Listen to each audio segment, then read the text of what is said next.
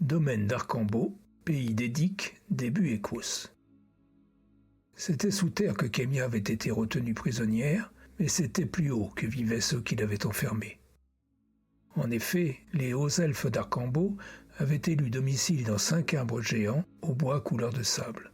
Des ouvertures avaient été façonnées dans les troncs et les branches, des portes et des fenêtres chapeautées d'arcades de forme complexe qui pour certaines représentaient des scènes de la vie quotidienne. De certains endroits saillaient des balcons, et des ponts bâtis sur le même modèle reliaient les arbres entre eux à différents niveaux. Nulle part il n'y avait d'angle droit. À l'intérieur des arbres, par des moyens qui défiaient l'imagination de Kémia, l'aubier avait été évidé pour former des galeries et des salles où, contrairement au cachot, pas un seul mur n'était lisse. D'adroits ébénistes avaient dessiné et découpé des fresques qui couraient le long des couloirs et qui se poursuivaient d'une pièce à l'autre. Kémia fut guidée jusqu'à l'une d'elles, visiblement une chambre puisqu'il y avait un grand lit, un petit secrétaire sur lequel une vasque était posée et une grande fenêtre en ogive, dépourvue de vitres, ouverte sur un large balcon. Sur le lit, une tenue avait été déposée. C'était une robe simple, d'un rouge foncé, confectionnée dans un tissu très doux, plutôt étroite à manches longues. Du cou partaient 2 bandes de motifs dorés qui s'arrêtaient au-dessus de la taille. Une jeune elfe, nommée Norel, aida Kémia à s'habiller après l'avoir aidée à se toiletter, et elle entreprit de lui démêler les cheveux. Lorsqu'elle était au domaine des dieux, c'était Galatea qui s'en chargeait. Avec la cuisinière, Kémia avait retenu les pires cris de douleur. Mais sous les doigts de Norel et de son peigne en ivoire, elle ne sentit rien, que de la douceur. L'elfe lui tressa les cheveux qu'elle attacha ensuite délicatement avec un ruban. Ensuite, elle l'accompagna dans les étages supérieurs du plus majestueux des 5 arbres jusqu'à une vaste salle où s'étendait une très longue table ovale autour de laquelle était disposée une douzaine de sièges vides. Cette salle donnait aussi sur un balcon où se trouvait une autre table, plus petite, sur laquelle des assiettes et des coupes de nourriture avaient été disposées. Et debout près de cette table, Fina Makaram patientait. Mal à l'aise dans cette tenue inhabituelle, Kémia s'avança vers lui. L'elfe inclina légèrement le buste pour la saluer, elle l'imita et ils s'assirent chacun d'un côté de la table. Devant elle, Kémia remarqua une coupe remplie de belles pommes rouges. Pour sonner une contenance, elle s'exclama « Elles sont jolies, mais vous êtes en avance sur la saison. »« Cela vous étonne ?» remarqua l'elfe en souriant. « Le domaine d'Arcambault échappe à beaucoup de vos lois. Commencez par les saisons. Notre verger nous donne des pommes toute l'année, mais nous ne récoltons pas tous les fruits. Si nous voulions des cerises, par exemple, nous devrions aller en chercher au-delà de nos frontières. Mais ce n'est pas utile, nous les elfes savons nous satisfaire de ce que nous possédons. » Puis, comme elle ne bougeait pas, il lui suggéra de se servir comme il le fit lui-même. Il y avait surtout des fruits et des légumes, mais aussi des coquillages et des poissons. Kémia n'avait pas fait un bon repas depuis qu'elle avait quitté le domaine des dieux, elle avait faim, aussi se servit-elle sans retenue. Fina Makaram l'observait d'un œil amusé. Quelque part, quelqu'un jouait de la musique, une musique douce, minérale, dont elle n'aurait su nommer les instruments. « Qu'est-il arrivé à votre main ?»« Un stupide accident, » répondit-elle.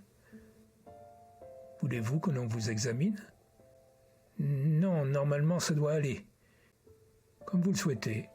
Puis-je connaître les raisons de votre venue sur nos terres ?»« Je vous l'ai dit, je cherche Azir. »« Certes, vous me l'avez dit, mais nul ne cherche un chef de guerre sans raison. » Prenant plus de temps qu'il n'aurait fallu pour mâcher le fruit qu'elle venait de déposer dans sa bouche, Kémia réfléchit.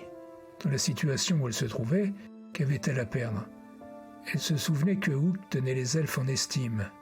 Après tout, ce seigneur Akaram pourrait peut-être l'aider. Elle lui raconta donc son périple, depuis la vieille chapelle jusqu'à son arrivée bien involontaire dans le cachot où ses guerriers l'avaient conduite. Il l'écouta attentivement, sans jamais l'interrompre. De temps en temps, lorsqu'elle citait des noms, elle voyait le visage de l'elfe s'éclairer et parfois s'assombrir, comme s'il était revisité par d'anciennes pensées. Vous connaissez bien Hook et Ivan Warrock, je présume, conclut-elle en même temps qu'elle achevait une pomme. J'ai connu Ivan Warrock, l'enfant de Miora, lorsqu'il n'était pas plus haut que cette table. L'enfant de Miora, la déesse, n'était pas son fils, mais ce fut tout comme. Elle était pour lui une mère, d'où ce surnom qui lui était donné, l'enfant de Miora. Tout le monde l'appelle ainsi, vous ne le saviez pas? Dans l'esprit de Kémia, quelque chose clochait. Fina Makaram s'en aperçut. Que vous arrive-t-il? Vous avez dit pas plus haut que cette table. Ça veut dire qu'il était enfant? Oui, bien sûr. C'est marrant, mais je parviens pas à l'imaginer autrement qu'avec une grande barbe blanche, sourit Kémia. Alors vous me croirez sans doute pas si je vous dis que c'était un garçonnet bien joufflu, aux cheveux blonds et qui rêvait d'être un chevalier.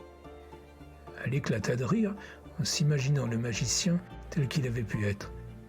Elle aurait aimé en savoir davantage sur cette époque, mais le temps passait, préféra ne pas insister sur le sujet. « Donc, lui et Hook sont vos amis ?» demanda-t-elle. « En effet, nous nous voyons peu, mais des liens profonds nous unissent. » L'elfe tapotait maintenant en douceur la table de ses doigts fins en scrutant celle qui lui faisait face. « Où avez-vous trouvé cette pierre? C'est un bien beau bijou ?» Baissant les yeux sur le pendentif, Kémia se rendit à l'évidence. « Vous connaissez son pouvoir, n'est-ce pas? C'est vrai, et je connais aussi celui auquel elle vous relie. Je crois même que vous l'avez rencontré il y a très peu de temps. Alors, vous savez à qui je parlais dans la cellule ?» Fina Makaram acquiesça d'un léger hochement de tête. « Après la mort de leur mère, nous avons recueilli Ulfido et sa sœur Ezira, et ils ont vécu ici. Il a été comme mon enfant, ces lieux. Mais aujourd'hui, j'ai beaucoup de peine, car il s'est allié au Tanel Tigurn. »« Parce qu'il pense qu'il pourra se venger grâce à lui, » dit-elle. « Se venger de quoi ? Ça concerne la mort de sa sœur. Enfin, vous savez. » Le seigneur elfe se renfonça dans son siège. Elle hasarda. « Votre fille, c'est de ma fille qui veut se venger ?»« Je crois bien, oui. » »« Il ne sait pas. Et quoi donc ?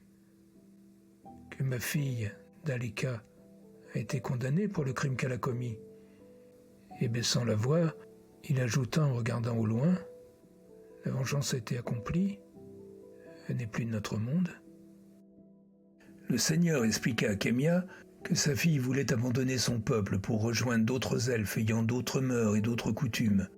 Ceux qu'elle admirait pratiquaient la magie du sang et des ombres en s'adonnant à des actes criminels.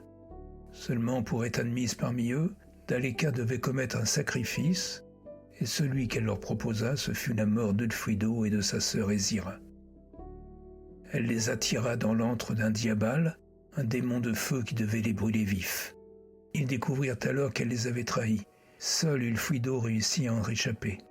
Découvert par les elfes d'Arcambault, il fut soigné, à l'écart de la tribu, en un lieu protégé où aucun mal ne pourrait l'atteindre.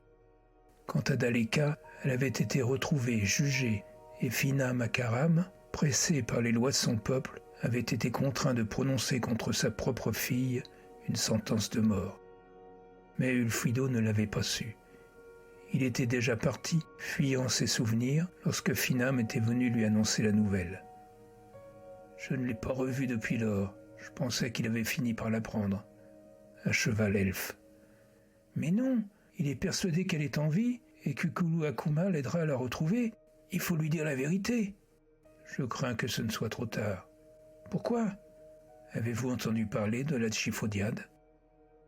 Non ? Qu'est-ce que c'est ? Ulfido était le fils de Saul, une puissante sorcière, qui fut pendue parce que tout le monde la craignait. Parmi les secrets qu'elle détenait, il y avait ce fameux sortilège, que l'on appelle la Tchifodiade. Un sortilège dont Ulfido a hérité et que Kulu Akuma convoite certainement. Un sortilège ? Oui, qui permet de ramener les morts à la vie. Leur corps seulement, pas leur esprit.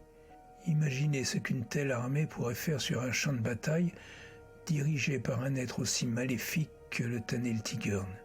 Je suis persuadé qu'il manipule Ulfido pour qu'il lui transmette le secret de ce sortilège. Donc, s'il apprend qu'il a été vengé, il quittera le Teneltigern? Hélas, la Djiphodiade est un sortilège qui ranime le corps des morts. En détenir le secret, c'est une chose, le pratiquer en est une autre. La seule manière d'assujettir le corps d'un mort à sa volonté, c'est d'avoir soi-même tué de sang-froid et à outrance. Mais non, il n'est pas comme ça. C'est la condition pour que le sortilège puisse agir. Mais alors, qu'est-ce qu'il faut faire? Le concernant, je l'ignore, mais il faut prévenir les conséquences. Vous devez trouver Azir.